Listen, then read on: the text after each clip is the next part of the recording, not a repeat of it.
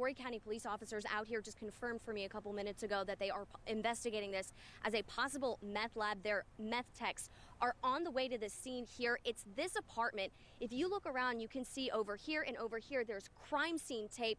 You're not allowed to cross. Campus is mostly quiet right now. This guy's not really talking. He's flexing his muscles and working on his game face. But another day of competition means another day that CCU's name is in the national spotlight. The sidewalk along Mr. Joe White Avenue is completely caution taped off because it is covered with charred debris and broken glass after fire officials had to get inside this building to try to put out the flames.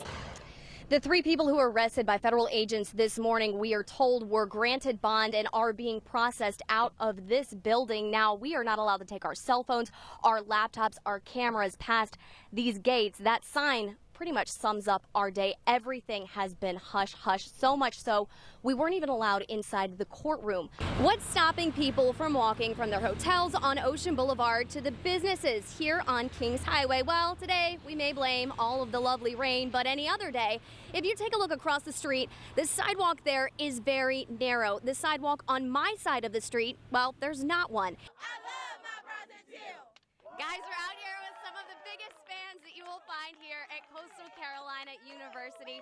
And when we're talking online, just about all of the important moments have been captured on social media, from the big win to the trophy ceremony. This is on Rabun Road in Aner. Crews with Horry County Fire Rescue and Conway Fire are out here now.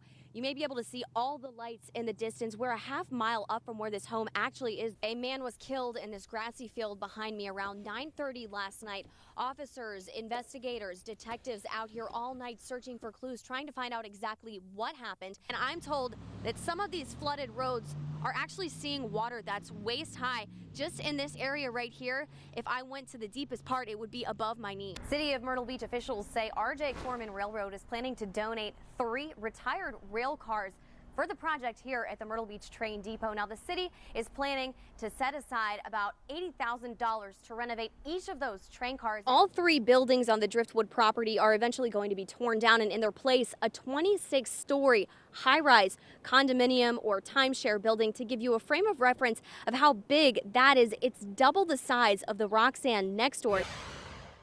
It starts right here, your thermostat. Experts at Sandy Cooper say the optimal temperature for winter time to help you save the most and stay warm is 68 degrees. I just talked with some fire officials out here. Battalion Chief Tom Guire tells me they do believe this home is going to be considered a total loss. Investigators are now inside. They were waiting for carbon monoxide levels to get low enough so that they could go in and really begin their investigation.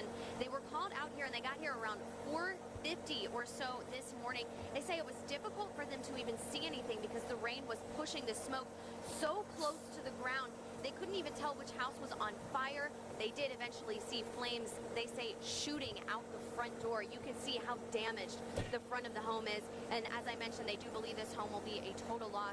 Now, one of the women out here tells me she lives in this home with her children. They were in one room when they say they noticed flames shooting out of the bedroom, but everyone was able to get out safely.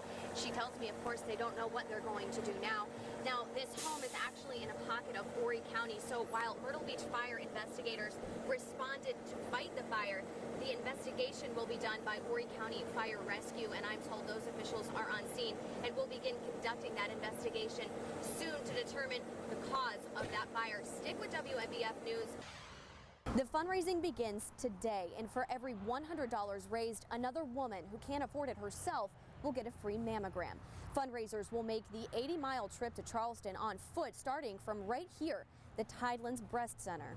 Hey guy, how you doing today? Michelle Sims, who is better known as her nickname, Pinky is my name and hope is my game. No, I give nothing but love, right? Right. wanted to raise money for a cause close to her heart. My husband said something about walking to Charleston. I said, well, you know what? I think I will. In memory of someone she lost to breast cancer. This walk is in memory of my grandmother, and it is to help raise money through this foundation, Tidelands Health Foundation, breast care fund. The foundation helps men and women who can't afford mammograms and clinical breast examinations. They've done over 1,800 free mammograms. So in October, she will walk the 80 or so miles to Charleston until she crosses the Cooper River Bridge, giving all the donations she raises to the foundation.